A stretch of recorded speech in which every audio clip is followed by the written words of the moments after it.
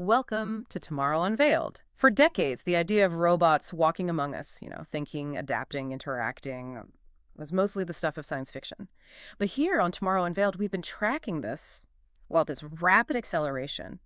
And this week, it genuinely feels like we've hit a pivotal inflection point, a moment where the future isn't just arriving, it's sprinting. It really is. Yeah. The past 7 days, maybe 10, have seen what I'd call a watershed moment in robotics, honestly. Even after watching this field for decades, I'm genuinely surprised by the sheer pace right now. Right. What we're seeing isn't just, small steps forward. It feels more like a fundamental shift. A shift in how they're built, or how they think. Both, really. Yeah. How humanoid robots are designed, how they, think, quote unquote, and how they operate. It's moving us closer to truly versatile machines.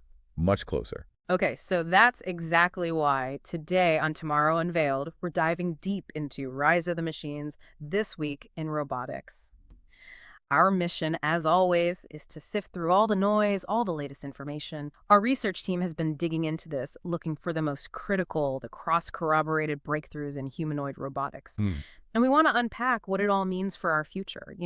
How these machines are moving from the lab, the controlled environment, to becoming tangible, real-world things. Entities, yeah. It's an optimistic look, definitely, but we want to keep it realistic, too. A look at a future that seems to be arriving maybe faster than many of us anticipated. Certainly faster than I thought even a year ago. So let's get into it. This shift from sci-fi to reality. To really grasp why this moment feels so pivotal, we need to look at the foundations, right? These shifts happening under the surface specifically. How new, powerful hardware is finally meeting really sophisticated AI. What's actually driving this leap forward? Well, it's this fascinating symbiotic relationship. You've got the hardware enabling new AI and the AI demanding better hardware. It feeds itself. Take Nvidia's Jetson Thor platform, for instance. Our research team flags this as a really big deal. They describe it as a purpose-built brain for the next-gen robots. A robot brain. Essentially, yeah. A supercomputer designed for AI, but compact enough, efficient enough to actually live on the robot. Okay, a supercomputer on the robot.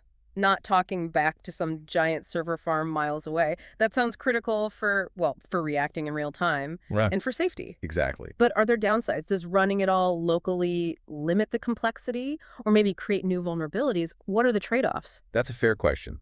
There are always engineering trade-offs, power consumption, heat, that sort of thing. But the upsides here seem overwhelming. This specific hardware, the Thor, offers something like 7.5 times the AI compute performance compared to what came before it. 7.5 times. Wow. Yeah. And it's not just about raw speed, like making a calculation faster. It's about enabling a whole new capability. It allows these huge generative AI models, you might hear them called large behavior models, LBMs, or vision language action models, VLAs.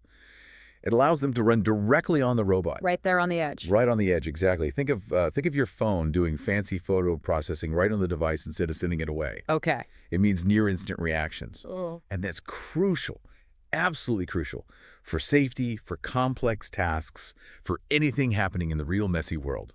Instant processing, instant reaction. Okay. And that ties straight into this cognitive leap we're seeing, doesn't it? With these large behavior models, LBMs. Yeah. The work between Boston Dynamics and the Toyota Research Institute showing their Atlas robot powered by just one single LBM. I remember seeing Atlas doing backflips, incredible acrobatics. But the takeaway now seems less about the gymnastics and more about cognitive flexibility. Is that right? That's precisely it. The backflips were impressive engineering feats, no doubt. But this is different. This is about intelligence or something approaching it. So what can this new Atlas actually do? And how does that change how quickly we might see these things used in, say, a warehouse or a factory? Well, the demonstration showed it doing long, continuous, complex tasks. Things like packing items, sorting things, but also handling unexpected problems. Like what kind of problems? Like maybe a box gets moved unexpectedly or a flap on a container closes when it shouldn't. Atlas could adapt. It didn't just stop or freeze. Without needing someone to reprogram it for that specific event. Exactly. It kept going, coordinating its movement, locomotion, and its hand actions manipulation simultaneously, all driven by that single LBM. The core idea here, the real breakthrough, is moving away from hand coding every single step. Right. Now it's more like you show the robot a task a few times, maybe even just in simulation, and it learns the underlying skill. It generalizes. And it can adapt when things go wrong. Yes. And that dramatically speeds up deployment. Think about it. Instead of months coding for one specific factory layout, maybe your robot can adapt to a new one in days or weeks. That's huge. That really is a step change. Okay, so LBMs are one part, and then there are these vision language action models, VLAs. You mentioned NVIDIA's GR0T and Figure AI's Helix as examples. That's right. They tackle a slightly different but related Mm. challenge. The goal with VLAs is basically to translate human language, human instructions, and our sort of common sense knowledge of the world directly into robot actions. So I could just tell it what to do. In plain English. That's the aim. Instead of programming move arm to XYZ coordinate close gripper, you could eventually say, hey, could you tidy up the break room? Wow. And the VLA would understand the subtasks involved, throwing away trash, wiping the counter, stacking mugs, figure out an order, and then execute it.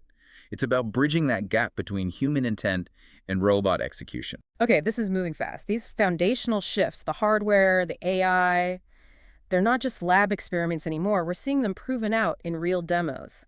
Atlas adapting on the fly is a prime example of the LBMs.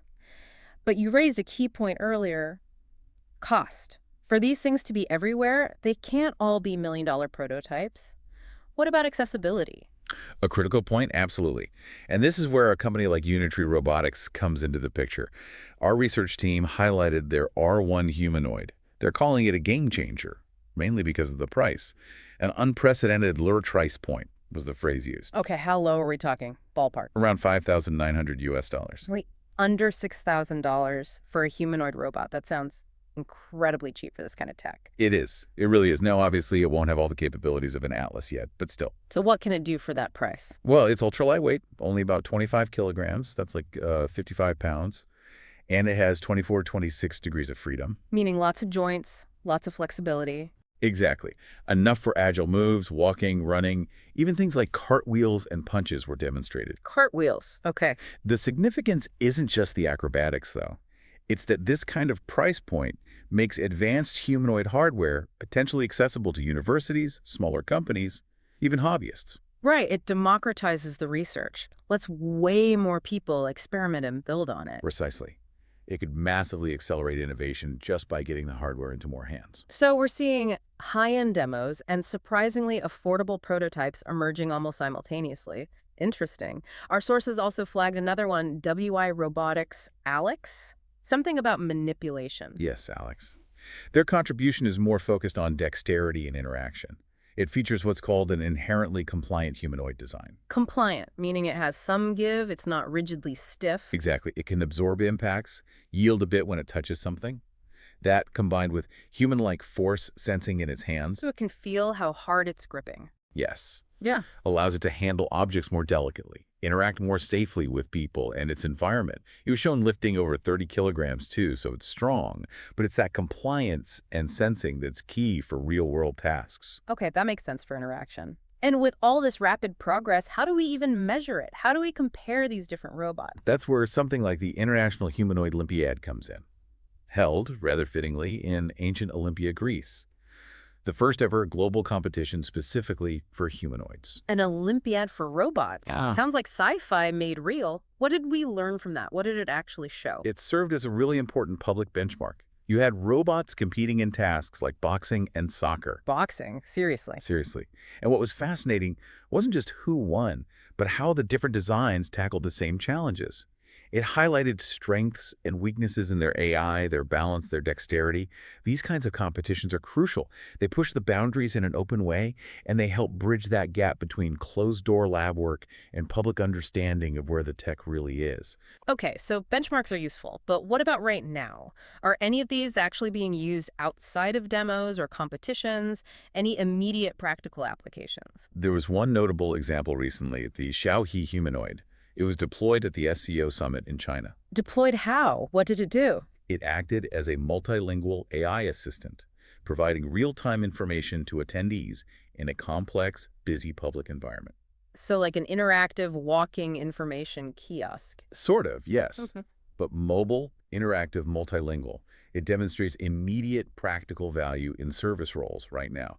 Not a lab demo, but an actual deployment facilitating communication. That's a significant step, a tangible use case. And speaking of real-world approaches, Tesla's Optimus humanoid also made news, a change in how they're training it. That's right. Tesla pivoted their strategy for Optimus. They're now focusing on a vision-only approach. Vision only, meaning just using cameras. Essentially, yes. Yeah. Workers wear these rigs with multiple cameras, film themselves performing tasks, and then those videos become the training data for the robot's AI. Ah, so they're trying to replicate how they train their self-driving cars. Use massive amounts of real-world visual data. Exactly. It's a strategy designed for rapid scaling of data collection. Get tons of examples of humans doing things. Makes sense from a data perspective. Yeah. But the big question our research team noted is, will just vision be enough? Especially for really complex manipulation tasks. That is the open question, isn't it? Think about how much we rely on touch. Picking up something fragile, turning a screwdriver, sensing slip. Right, tactile feedback, haptics. Precisely. Vision tells you where something is, but touch tells you about its texture, its weight distribution, how securely you're holding it. For really delicate or precise work, that feedback seems critical. Vision only might struggle there. It's a big bet they're making. Definitely something to watch. Okay, before we move on, just a quick reminder for everyone listening or watching. If you're finding this insightful, please take a moment to like this video, subscribe to Tomorrow Unveiled, and be sure to turn on notifications so you never miss an update on the future. And if you're listening on a podcast service like Apple Podcasts or Spotify, we'd be incredibly grateful if you could leave us a rating and review for Tomorrow Unveiled. It genuinely helps us reach new listeners. It really does. Thanks, everyone. Okay, so we've got these robots with better brains, better bodies, better ways of learning. But how do we make sure they're not just capable, but also, well, safe and smart enough to work with us? That's the crucial next step, isn't it? Moving beyond basic automation to robots that can reason, adapt, and collaborate safely. And those large behavior models we talked about are key to that. They are. Because they integrate language, vision, and motion into one deep neural network, they allow the entire robot's body to be controlled in unison. This leads towards more generalist AI robots that can plan complex, whole-body actions while also maintaining balance and awareness. It's thinking and moving as one integrated system. And the hardware, like Jetson Thor, enables that sophisticated thinking to happen right there on the robot. Edge AI compute. Exactly. Thor lets the robot run multiple complex neural networks simultaneously for perception, planning, control, all on device. That massively boosts autonomy and responsiveness, making them less reliant on perfect network connections. And then there's Tesla's approach, vision-based learning. Using those huge data sets of human actions, it's a different path to teaching skills, leveraging modern AI's hunger for data. It is a very data-centric approach, applying methods that have worked well in other domains like autonomous driving. But all this capability raises the safety question even more urgently. If these robots are learning and adapting on their own, how do we ensure they behave predictably and safely around people? Our sources mention something called the robot regret algorithm. Sounds intriguing. It does sound almost emotional, doesn't it? Robot regret. It's a fascinating concept coming out of research at the University of Colorado Boulder. It uses principles from game theory. The idea is to allow the robot to anticipate potential negative outcomes, the regret, in interactions with humans, and then choose actions to minimize that possibility. So it's trying to predict, if I move this way, will the human have to suddenly jump back? That sort of thing. Sort of, yes. It's constantly running these what-if scenarios based on a model of likely human behavior and intent. What's the best path for me to take that achieves my goal, but also makes it easy and safe for the human nearby? Okay, so how does that work in practice? Give me an example. Imagine a robot working alongside a human in a factory. The robot needs to move a part from A to B. The robot regret algorithm would help it plan its path, not just for speed, but also considering where the human is likely to be or move next. So it stays out of the way proactively? Exactly. It might choose a slightly longer path if that path keeps it clearly separated from the human's workspace. It's trying to stay several steps ahead mentally, adjusting its plan if the human does something a bit unexpected, but always prioritizing that safe, predictable interaction. It's balancing its own efficiency with the human's safety and comfort. Precisely. It's about building trust through predictable, cautious, yet effective behavior. This kind of anticipatory safety logic is absolutely vital if we're going to have robots working closely with people in dynamic environments. That feels like a really crucial piece of the puzzle for making humanoids trustworthy.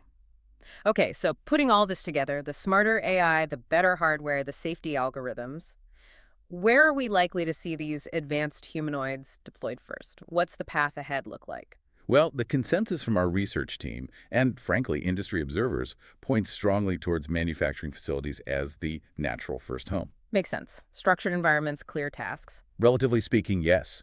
Companies like Boston Dynamics, partnered with Toyota, are explicitly looking at automotive assembly lines. Think Hyundai's Big Meta Plant America. And Tesla, obviously. And Tesla, of course, has made it very clear that Optimus's primary initial goal is to work in Tesla factories, building Tesla cars. The stronger AI, faster processing. It enables these robots to take over tasks that are repetitive, maybe dangerous, or just ergonomically difficult for humans. The potential for productivity boosts and maybe even worker safety improvements is significant there. But it won't stay locked up in factories forever, right? The dream, or maybe the promise, is that they eventually come into our daily lives. That's definitely the long-term vision.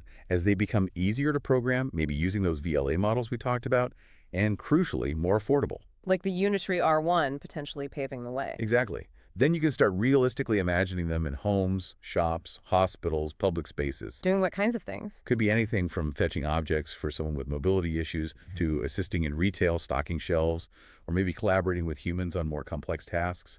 Think construction, maintenance, jobs where you need both precision and strength, but also human judgment. Always with safety first, hopefully, thanks to things like robot regret. That has to be the foundation, yes. Safety and reliability are paramount for any application outside controlled industrial settings. It's an incredible vision, but let's bring it back to reality for a second. If the AI is advancing so rapidly, what are the big hurdles? What's actually stopping these robots from being everywhere tomorrow? Ah, yes. The reality check. Our research team points out a really critical contradiction here. The AI is moving at lightning speed, truly, but the physical hardware, it's still comparatively, well, slow, expensive, and difficult. Difficult to build, difficult to maintain. Yes. Mass-producing complex, reliable, durable humanoid robots at an affordable price point is an enormous engineering challenge. It involves mechanics, materials, science, power systems, things that don't advance quite as exponentially as software. So the physical robot itself is the bottleneck. It's a major one. One expert involved with the Humanoid Olympiad was quoted suggesting it'll likely be more than a decade before humanoids are common in homes, despite the AI progress. The physics and economics are hard. More than a decade. Okay. What other roadblocks are there? Battery life is still a huge one.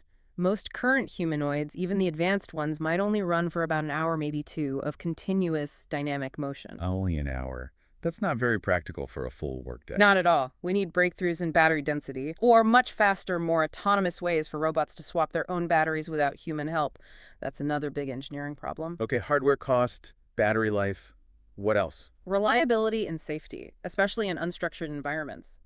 Proving these machines are safe enough and reliable enough to operate day in, day out around unpredictable humans and clutter.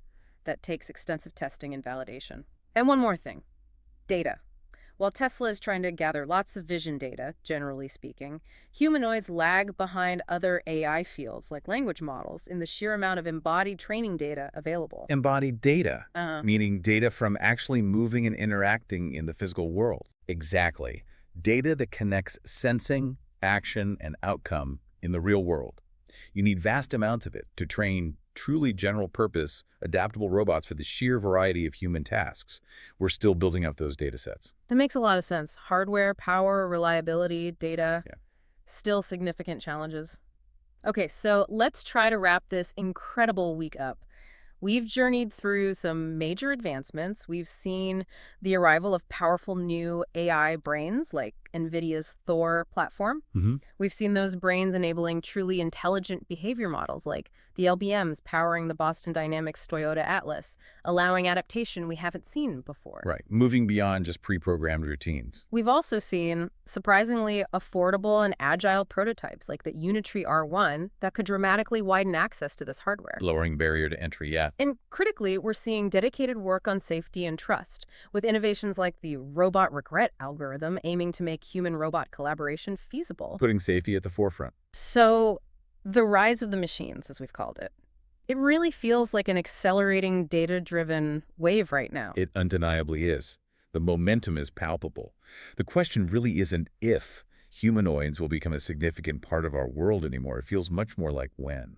And the when depends on solving these tough challenges. Exactly. It depends on cracking both the physics, the hardware, the power, the reliability, and the economics, the cost of building and deploying these machines at scale. Sure. It's this intricate dance between the silicon brain and the steel body. So maybe the final thought to leave everyone with. As these machines inevitably get better, cheaper, safer, what does that mean for us, for humans? As robots become more integrated into our factories, maybe our offices, eventually our homes, how does our definition of work change? What does collaboration even look like when your partner might be a mission? What new skills might we need to develop to thrive in that kind of future? These are the really big, fascinating questions that are starting to move from theoretical to, well, pretty practical. Questions we'll need to grapple with sooner rather than later, I suspect. Indeed. Okay, that's all the time we have for today on Tomorrow Unveiled. We love hearing your thoughts. Whether you're on YouTube or your favorite podcast app, leave a comment and let us know what you think about the rise of the machines and the future of robotics. Thank you for tuning in to Tomorrow Unveiled. We'll be back next time to unveil more of what's coming.